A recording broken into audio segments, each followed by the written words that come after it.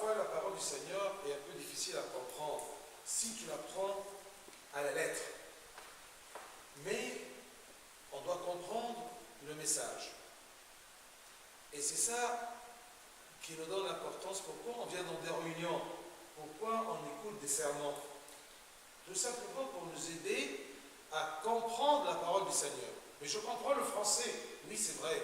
Tu peux lire. Mais parfois, il y a un sens, un message un peu caché.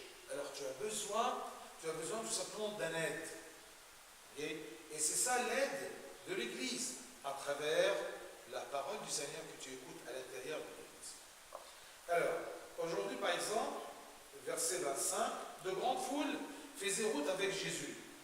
Il se retourna et leur dit, si quelqu'un vient à moi, et s'il ne haït pas son père, sa mère, sa femme, ses enfants, ses frères et ses sœurs, et même à sa propre vie, il ne peut pas être mon disciple. Et quiconque ne porte pas sa croix et ne me suit pas, ne peut être mon disciple. Car lequel de vous, s'il veut bâtir une tour,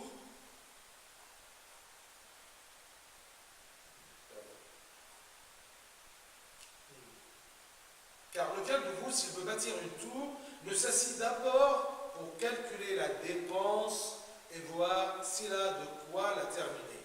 De peur qu'après avoir posé le fondement, il ne puisse l'achever et que tous ceux qui le verront ne se mettent à le railler. En disant, cet homme a commencé à bâtir et il n'a pas pu achever. Auquel roi, s'il va faire la guerre avec un autre roi, ne s'assied pas d'abord pour examiner s'il peut, avec 10 000 hommes, marcher à la rencontre de celui qui vient l'attaquer avec 20 000.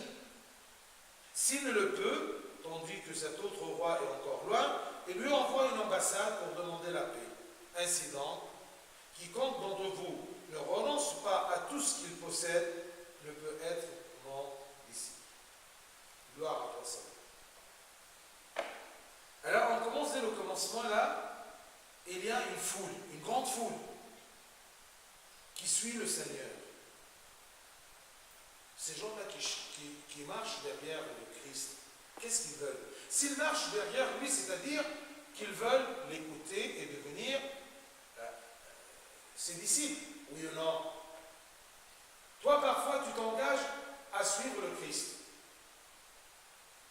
Mais est-ce que tu connais les dépenses?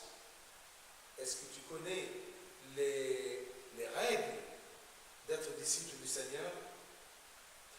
Les règles d'être chrétien, comme je vous ai dit dimanche, si vous étiez là, il y a une différence entre être chrétien, vous voyez, et être en Christ. En Christ, c'est-à-dire que vous avez la grâce et l'aide de Christ pour suivre son chemin, pour être un disciple du cœur de Christ. Mais être chrétien, tu peux avoir tout simplement, tu as eu le baptême, d'accord, par tes parents, d'accord, automatiquement, et tu n'as rien payé là-dedans. Tu n'as fait aucun effort. D'accord. Tu t'es rendu compte que tu es chrétien. Tu t'appelles Gergis, tu t'appelles Jean, Marc, d'accord, non pas Mustapha, et ainsi de suite. Alors tu es chrétien. Oui, c'est bien, tu es chrétien. Mais est-ce que tu es en Christ? Alors, parfois le Christ nous regarde, nous, quand on essaie de le suivre, il nous dit, si quelqu'un vient à moi, et s'il ne haït pas son père, sa mère, sa femme, ses enfants, ses frères et ses sœurs, et même à sa propre vie, il ne peut pas être mon disciple. Venir à Dieu, venir au Christ, c'est être son disciple. D'accord? Mais si tu viens tout simplement pour le regarder, ou pour l'admirer et au revoir, c'est comme si quelqu'un qui vient à la messe ne prend pas la communion. Parce qu'il y a un époux. Vous voyez? Alors si tu viens au Christ, c'est-à-dire que tu veux être son disciple. Tu veux vivre en lui. Retiens bien ce terme. Vivre en Christ. Tu es en Christ. Parce que c'est écrit que celui qui est en Christ est une nouvelle créature. Une nouvelle créature qui peut vaincre le péché et toute faiblesse et tout mal dans le monde. Tu ne peux pas changer le mal en bien. Non. Mais tu vas dépasser. Tu vas combattre le mal. tu as besoin d'une force, tu as besoin d'une nouvelle créature, un renouvellement de ton esprit et de ton intérieur, de ton âme, de tes forces. Et pour cela, tu dois être en Christ. Et bien, si tu suis le Christ, est-ce que tu le suis pour être son disciple? Rappelez-vous, dans les Actes des Apôtres, ils disent toujours, ou Saint Paul et Saint Luc, il dit toujours, qu'on a passé par cette ville et on a trouvé beaucoup de disciples. Ce ne sont pas les 12 disciples. D'accord? Telle la mise. Mais n'importe quel chrétien, un vrai chrétien, il doit être un disciple. Et tu es un disciple de Christ. Tu le suis. Il te regarde. Il te dit, bien, Raphaël, Christophe, David, est-ce que vous voulez être mon disciple? Ou alors vous venez regarder. Voilà. C'est comme parfois, vous êtes un peu ennuyé, alors vous rentrez dans des magasins pour regarder. Mais vous n'avez pas l'intention d'acheter. Vous voyez? Alors il y a beaucoup de gens qui suivent le Christ, tout simplement pour regarder. Non. Il dit que si quelqu'un veut être mon disciple, il doit haïr. Il a cité tous les gens les plus proches qu'un homme peut avoir. Père, mère, fils, fille, frère, sœur. Vous voyez? Son père, sa mère, premier entourage. Ensuite, ses enfants, ses frères, ses sœurs, et même sa propre vie. Il doit haïr. Haïr dans quel sens? Haïr dans le sens que il n'est pas attaché à cette chose. Est-ce que tu peux t'attacher à quelque chose que tu haïsses? Voilà, que tu haïs. C'est ça le sens de haïr. Ce n'est pas haïr, c'est-à-dire de le détruire ou de lui faire du mal ou de s'en venger. Non. Haïr, c'est-à-dire il n'est pas précieux pour toi. Mais attention, père, mère, sœur, enfant, ta vie à toi-même, comment elle ne soit pas très précieuse? Précieuse, mais en relation à quoi? Si tu dis que cette chose-là est chère, tu ne peux pas dire que c'est cher que si tu la compares avec quelque chose d'autre. D'accord? Par rapport à quoi? Par rapport au franc suisse, par rapport à l'euro, à la livre égyptienne. D'accord?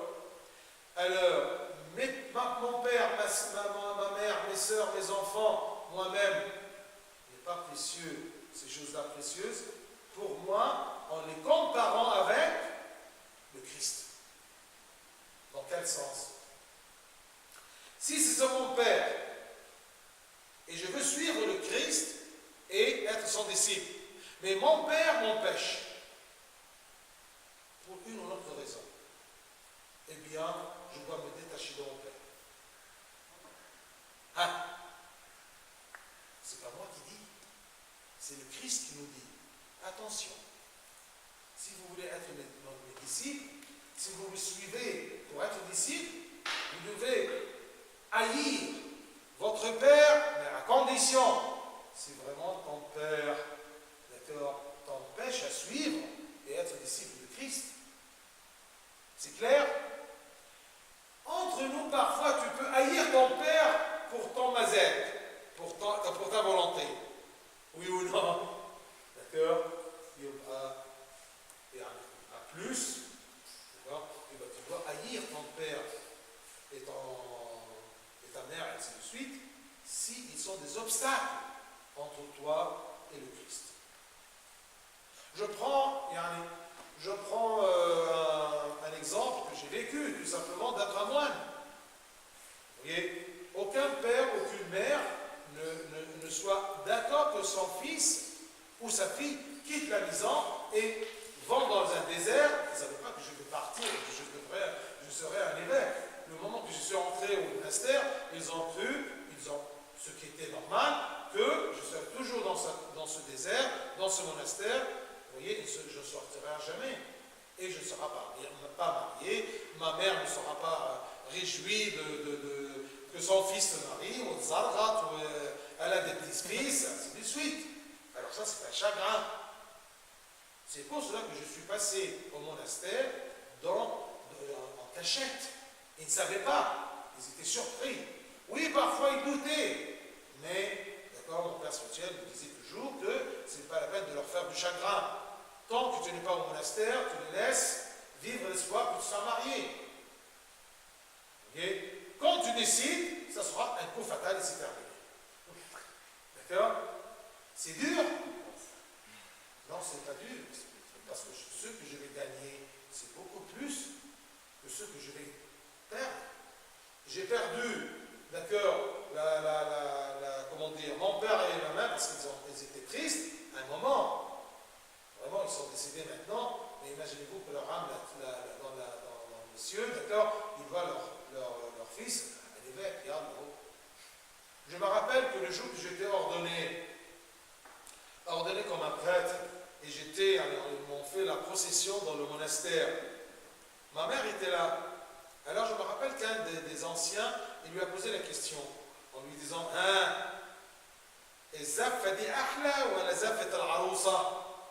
cette procession est mieux pour toi, voilà s'il était, il y a allé dans une procession dans son mariage à l'église. Elle a répondu, bien sûr, non, celle-là. Vous voyez? Mais au moment que j'ai quitté, eh bien, j'ai haï mon père et ma mère. Même je me rappelle que mon frère, il était en querelle entre moi pour 2 et 3 ans après ma rentrée. Au monastère, il a passé à peu près 2-3 ans et il ne m'a pas vu. Pourquoi? Parce qu'il était en rébellion, parce qu'il était triste, qu'il était trop proche de moi et je lui ai caché ça. Alors, il n'a pas supporté que je l'ai trompé. D'accord? Je l'ai haï.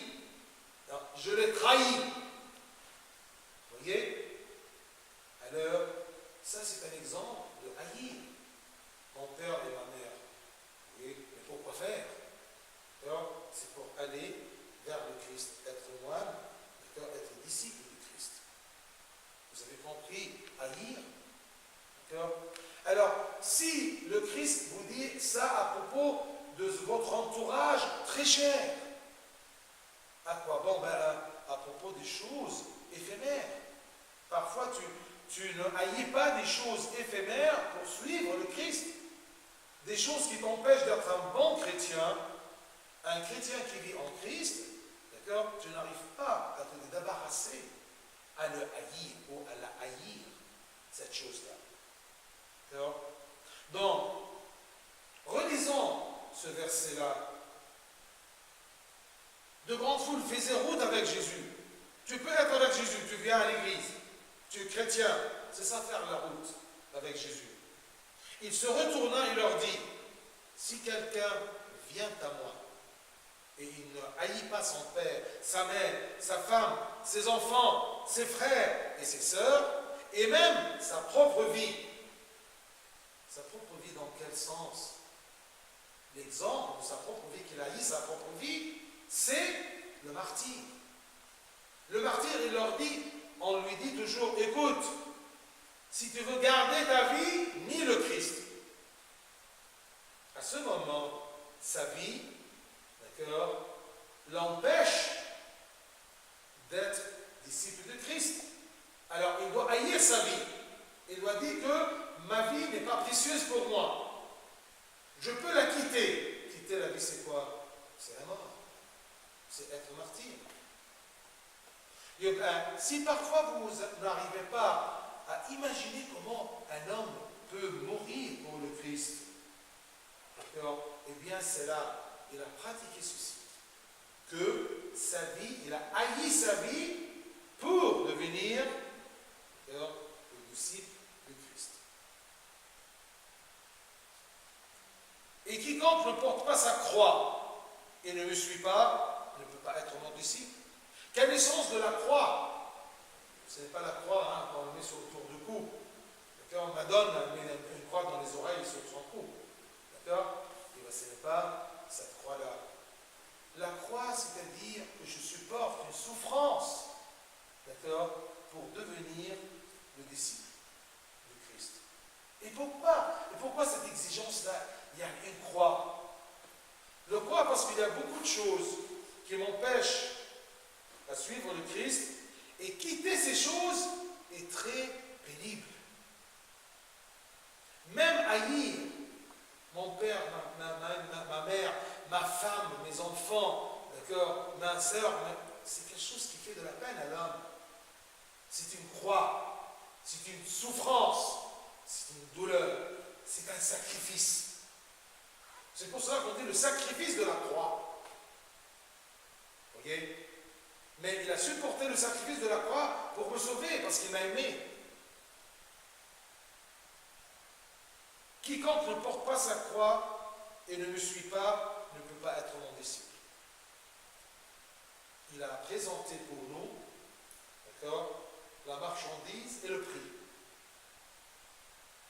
Être disciple et le prix de haïr tout ce que j'aime, d'haïr même ma vie à moi-même. Et si tu ne comprends pas la valeur du prix, il t'a expliqué. C'est la croix, c'est porter la croix. C'est supporter, d'accord, ce prix-là. C'est clair jusqu'à maintenant? Entre guillemets, le christianisme n'est pas difficile. C'est facile parce qu'il y a à côté de ceci la grâce et l'aide de Dieu. La nouvelle créature qui peut accepter ce raisonnement-là. D'accord? Cette parole du Christ. À un moment, Judas n'a pas accepté. Il a haï le Christ pour être disciple de l'argent. Il a regretté, ça, autre chose. Mais, c'est ça le contraire. Haïr quelque chose pour avoir l'autre. Qu'est-ce que tu haïs et qu'est-ce que tu vas avoir? C'est ça qu'on doit calculer. Est-ce que vous avez des questions jusqu'à maintenant? Bien. C'est le Christ qui parle. Et je dis toujours aux gens, quand vous lisez l'Évangile, s'il y a beaucoup de choses que vous ne comprenez pas, mais au moins soulignez, d'accord, précisez quand c'est écrit, et Jésus leur dit, tu tends l'oreille. C'est le Christ qui parle. C'est ça la parole du Seigneur. Pourquoi on dit que ça, c'est la parole du Seigneur? C'est parce qu'à l'intérieur, il y a ce que l'Éternel et ce que le Christ dit. Il a dit, en vérité, qu'est-ce que c'est la vérité? En vérité, écoute. Et si tu ne comprends pas, viens et pose ta question. Pourquoi il n'y a pas de questions? Je me dis toujours parce qu'il n'y a pas ce lien entre toi et la parole du Seigneur. Chaque fois, je vous rappelle, cette semaine-là, vous avez lu combien de versets? Vous avez entendu combien de paroles du Seigneur? D'ailleurs, je ne peux pas dire, je le dis à voix basse, peut-être même l'évangile du dimanche, vous ne l'avez pas écouté. D'accord? Il y a des gens qui sont à l'église, d'accord? Et c'est lu en français, et après l'église, je dis, l'évangile c'était quoi?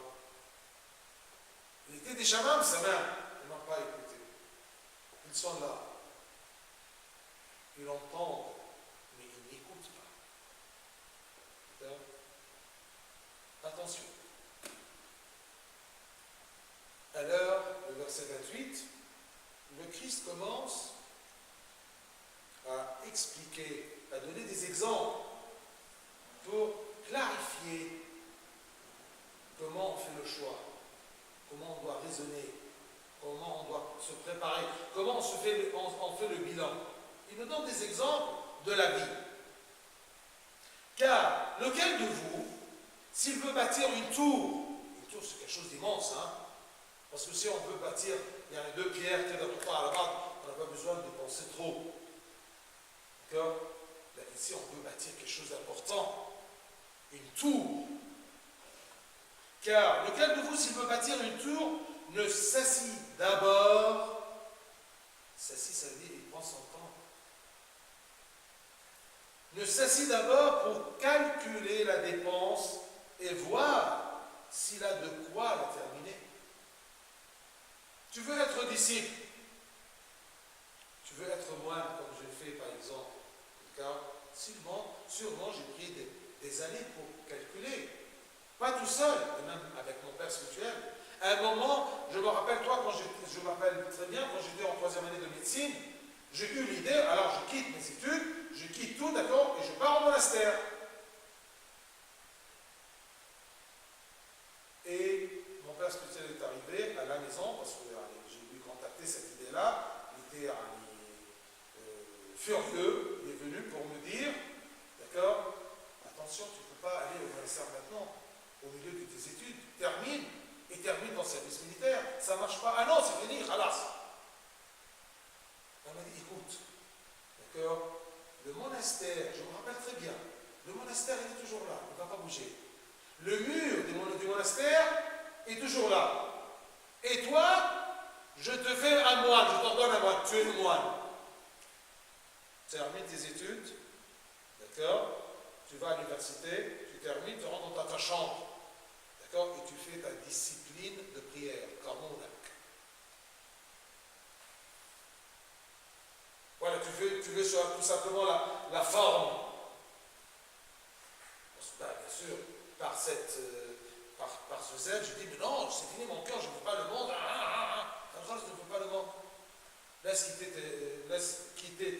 Laisse tomber tes amis, d'accord, ne va pas au cinéma, d'accord, ne perds pas ton temps, étudie, d'accord, tu termines, c'est pas le travail, parce que le moine, il travaille. Alors ça, c'est ton travail d'être étudiant. Tu termines ta médecine et ensuite, tu rentres dans ta cellule, dans ta chambre. Alors c'était un feu, hein, et c'est ça qui m'a poussé à continuer.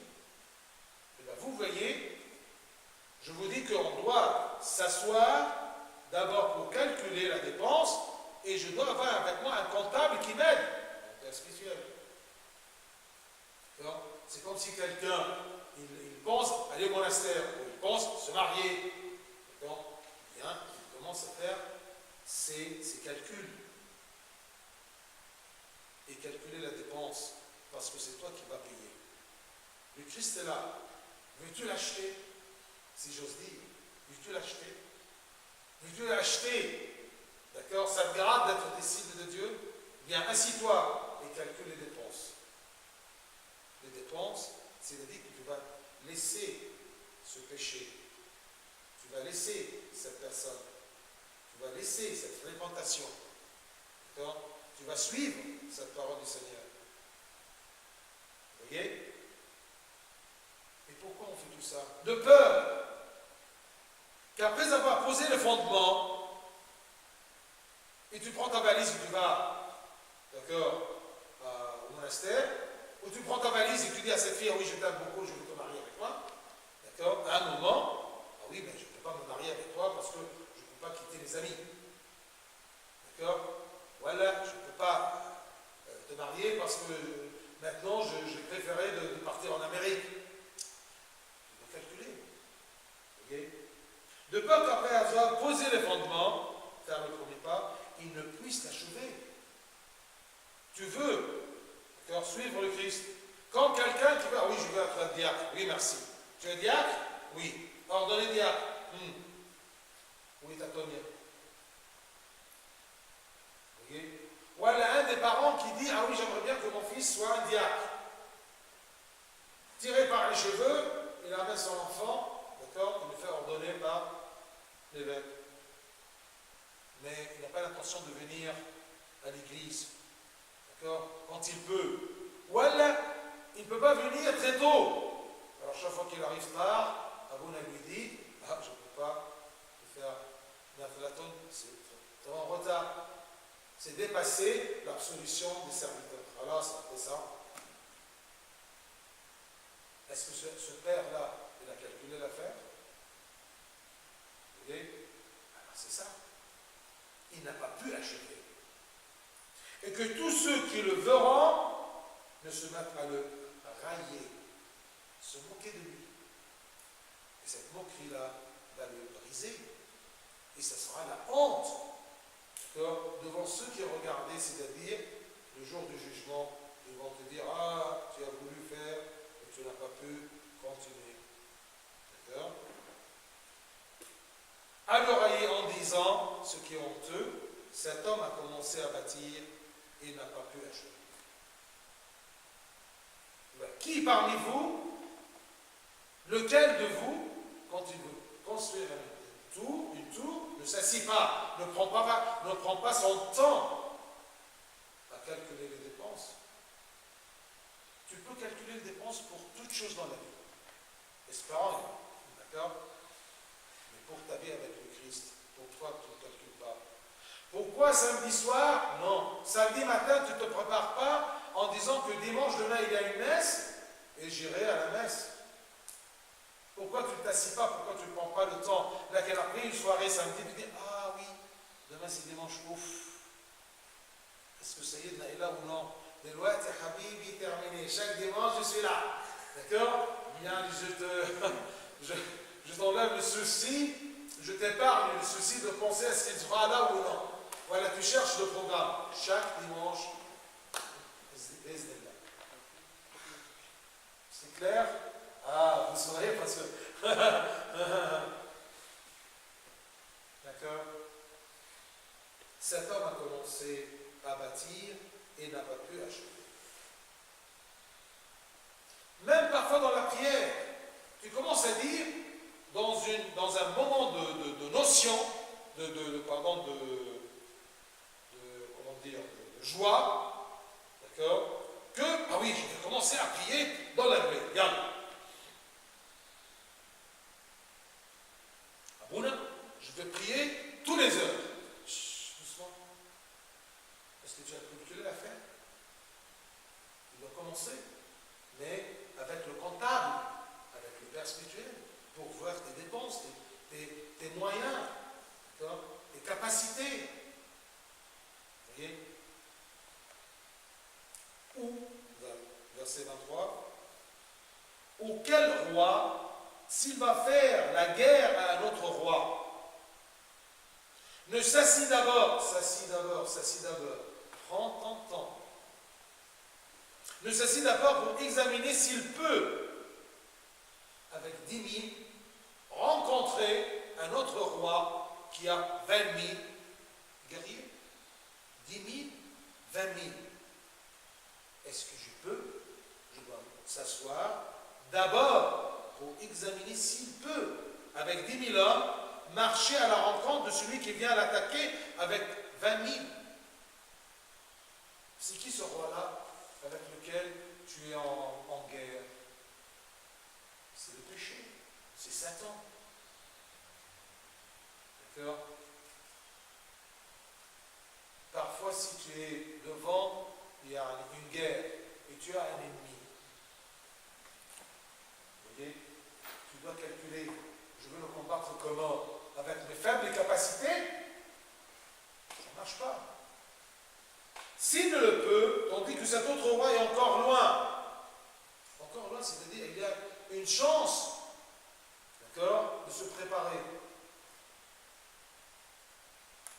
Il lui envoie une ambassade pour demander la paix. Comment tu peux avoir la paix avec un ennemi, avec Satan? D'accord? D'éviter. Parfois, cet endroit-là est plein de mal, plein de péchés. Parfois, la connaissance de cette personne est pleine de péchés. Et bien, avant de te jeter là-dedans, en disant non, je vais me contrôler, fais cette ambassade de paix et laisse-le tranquille. Et fuis, puisque tu n'as pas les moyens de combattre. S'il y a quelque chose de dangereux devant toi, qui va t'éloigner de Dieu, et tu le sens, là tu dis, ah non, yallah, Rabbena ma'aya. Tu peux aller dans un endroit de péché en disant que Rabbena ma'aya, là, ça ne marche pas. Tu fais la paix. Exactement. Est-ce que tu peux combattre ce costaud? Non. Qu'est-ce que tu fais? Tu dis, au revoir, laissons monter. Toi, dans ton coin, et moi, je m'en vais. Assis-toi et calcule. C'est comme par exemple, il y a un des témoins de Jéhovah qui rencontre un groupe de jeunes de l'église. Oui, bonjour, ils commencent à discuter. Ils ne calculent pas l'affaire, ce groupe-là. Est-ce qu'ils ont les moyens de discuter? Est-ce qu'ils connaissent leur théologie? Est-ce qu'ils connaissent leur Bible? Pour rentrer dans ce combat, ils rentrent dans ce combat, à la fin, ils ont une boule. Parce que, avec les questions de ces témoins-là, il a jeté dans leur cœur le doute. Ils ne savent pas répondre. C'est l'ignorance. Alors, au lieu de dire c'est ma faute, et je dois me préparer et connaître mon Christ, ils commencent à voir dans cette boule-là. Et maintenant, prépare-toi, assis-toi et calcule. Et l'ambassade, c'est quoi? C'est de t'éloigner, de faire la paix jusqu'à ce que tu peux te préparer. C'est clair? J'aime bien dans ce texte le mot s'assit d'abord. Prends ton temps. Tu prends ton temps pour beaucoup de choses dans la vie qui sont vraiment toutes éphémères. Oui, c'est un besoin, oui. Mais si c'est un besoin, il y a un autre besoin aussi de calculer, d'accord, de calculer les dépenses du royaume des cieux. Où es-tu du royaume des cieux? Vous voyez? Donc, pour être au royaume des cieux, tu dois être disciple. Pour être disciple, tu dois haïr toute chose. Même ce qu'on pense pour être humain, la plus chère des choses. D'accord? Père, mère, femme, enfant, sœur, frère. Toi-même, ta vie. C'est clair?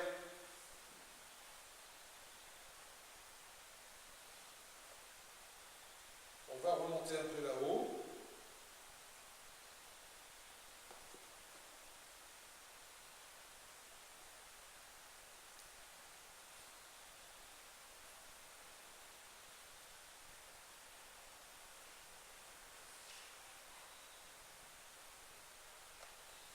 Verset 16. Encore, puisque nous avons quelques moments. Il n'y a pas de questions à propos de ça? Tout est clair? Bien. Pas de questions? Nous sommes Luc 14. D'accord? Prenez la peine d'ici jusqu'à la semaine prochaine, lisez Luc 14. Vous voyez, on a commencé verset 25. On a le temps, je monte un peu plus haut pour voir ce qui se passe avant. C'est comme ça que tu peux feuilleter les paroles du Seigneur. Fouiner là-dedans.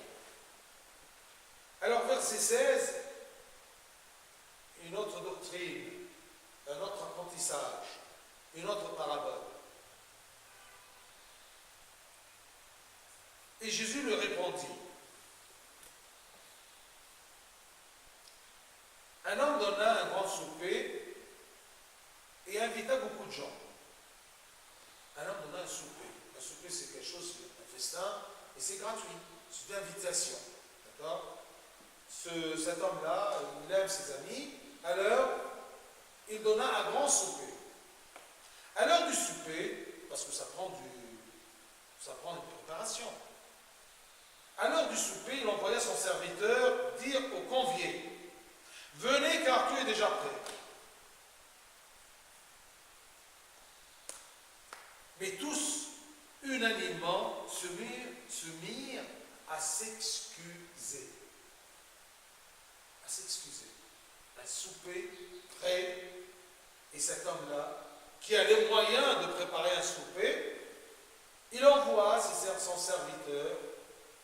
Son serviteur, ça peut être un prêtre, ça peut être le Christ lui-même. Il nous dit: venez souper, tout est prêt. Venez car tout est prêt, et déjà prêt. Venez au royaume, tout est prêt. Venez à l'Eucharistie, tout est prêt. Le sang et le corps de Christ est prêt. Mais tous, unanimement, c'est quelque chose, c'est comme une maladie qui se répand, se mirent à s'excuser. Le premier lui dit: j'ai acheté un champ et je suis obligé d'aller le voir. Excuse-moi, je te prie. Regardez la politesse. Je te prie, mais excuse-moi. Et qu'est-ce que tu vas faire? Tu as acheté un champ. Et pour acheter un champ, d'accord, il dit, pardon, j'ai acheté un champ, je suis obligé d'aller le voir. Est-ce qu'on achète un champ sans le voir? Hein? Ah, parce que ça nous montre que parfois les excuses n'ont pas de sens. J'ai acheté un champ, je suis obligé. Qui t'a obligé? Je vous laisse répondre. Je suis obligé d'aller le voir. Excuse-moi, je te prie. Un autre dit, j'ai acheté 5 paires de bœufs et je vais les essayer. Excuse-moi, je te prie. Est-ce qu'on achète des paires de bœufs et ensuite on les essaie? On va voir s'ils sont bons ou non. C'est quoi? Est-ce qu'ils sont menteurs? Est-ce qu'ils n'ont pas acheté? Vous voyez, l'excuse lui-même ne tient pas debout. Mais c'est ça le problème, tu t'excuses auprès de Dieu et tu le fais rouler. Mais tu peux mentir à Dieu, mais Dieu, il te connaît mieux que toi. J'aimerais bien que tu t'excuses en disant « Je n'ai pas envie de venir parce que je ne t'aime pas. C'est un problème. Je n'ai pas besoin de toi. » Ça, c'est plus clair.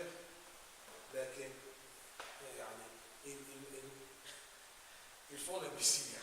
J'ai acheté des bœufs et je suis obligé.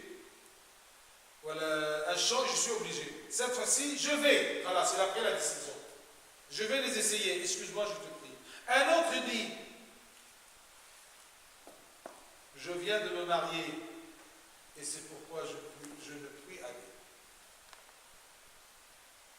Là, c'est vrai, il s'est marié. Et il dit, je ne peux pas aller parce que ma femme est beaucoup plus importante que toi. Et Stan, attends, je ne peux pas.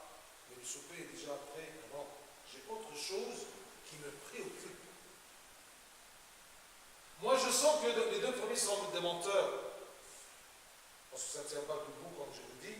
Mais la troisième, d'accord, c'est que parce que tout simplement, j'ai quelque chose de plus important que toi. C'est pour cela qu'un peu plus loin, il a dit celui qui ne haït pas son père, sa mère, sa femme, ses enfants. D'accord? Le serviteur de retour rapporta ces choses à son maître. Alors, le maître de la maison, irrité, il a ces excuses-là, malgré qu'elle est dans une formule de politesse. Excuse-moi, je te prie. Mais ça a irrité le patron. Sûrement, c'est parce que ce n'est pas vrai et ce n'est pas accepté que le maître était irrité.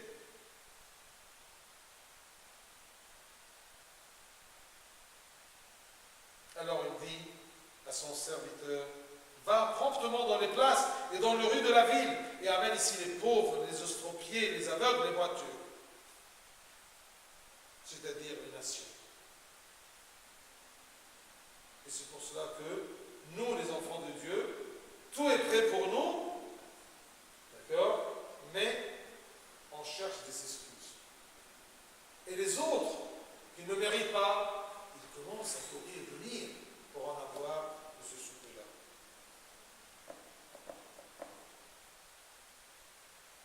Le serviteur dit, maître, ce que tu as ordonné a été fait, il y a encore de la place, et après c'est une autre continuation. Les excuses, méfiez-vous des excuses, parce que ça hérite le Seigneur. Nos excuses, 2 tiers des excuses sont du bluff. Vous voyez? Et l'autre, c'est une préoccupation honteuse devant le Christ. Oui. Une fois, il y avait un ami à moi, par exemple, il avait une excuse, mais il disait oui, mon excuse est valable parce que moi je suis honnête avec Dieu. Par exemple, j'ai pas envie de venir à l'église, j'ai pas envie. C'est une excuse bidon, mais il a dit. Non, ça c'est autre chose. C'est pas une ça le pire des pires. Tu dis aux deux, je ne t'aime pas, c'est pire. Hein. Non, mais ouais. Il y a un qui n'étudie pas, il passe l'examen, il est collé. Et un autre qui dit, même je ne veux pas aller à l'école. Les deux sont pires.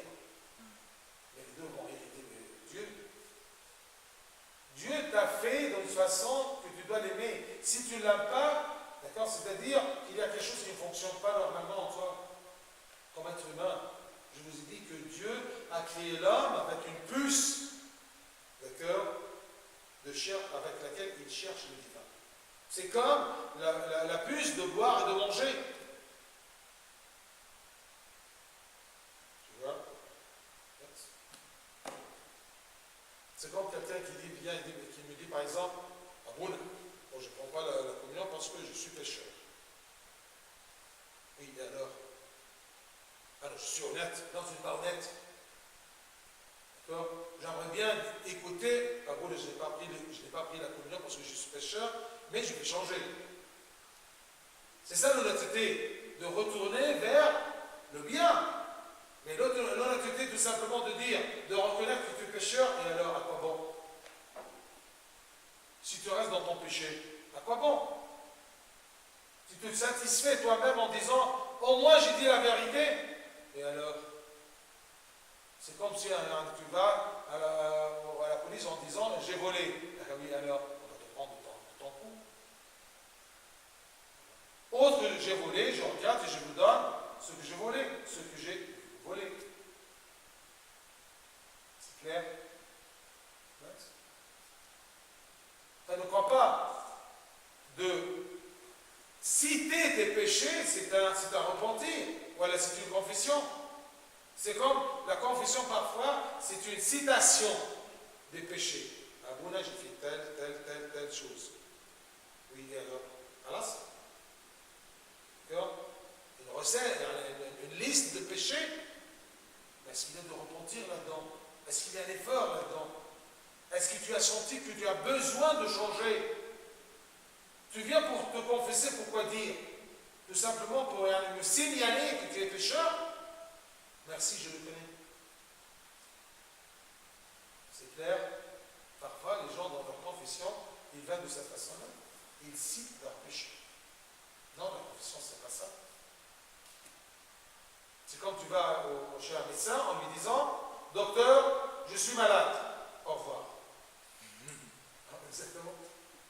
D'accord? Ça. Et il y a beaucoup de gens qui arrivent à la confession. C'est pour cela qu'il y a beaucoup de gens qui ne savent pas se confesser. Il y a une autre personne qui, par la prière, il est un disciple du Seigneur, il a une vie spirituelle. D'accord? En se rapprochant de Dieu, en étant dans la présence de Dieu dans la prière et la lecture de sa parole, je sens que je ne suis pas bien, je sens mon péché est clair devant mes yeux, parce que la parole du Seigneur illumine ma raison et mon cœur, et je peux voir ce qui cloche là-dedans. Je le précise, je travaille là-dessus, et je vais pour me confesser, pour être lié de mon péché, du fardeau de mon péché. La confession, ce n'est pas un pardon. L'absolution, ce n'est pas un pardon. Absolution, c'est-à-dire, je te délie du péché, d'accord, mais qui sera pardonné par le Christ. Parce qu'en soulevant le péché lourd, tu ne peux pas venir vers le Christ. C'est lourd. Tu dois être délié de ce péché pour venir courir vers l'autel, le prendre de la communion. Et là-bas, ton péché est pardonné par le corps et le sang de Christ. Parce que si quelqu'un se confesse et ne prend pas la communion, ça sert à quoi? C'est comme si je te donne un chèque, d'accord? Tu dois l'encaisser, et tu ne vas pas à la banque. Tu ne l'encaisses pas. Parce que ça sert à quelque chose. Garde bien le chèque. Ça ne sert à rien. Tu es toujours pauvre. Tu es toujours pécheur. Malgré que tu as eu l'absolution. C'est clair? Est-ce que vous avez des questions?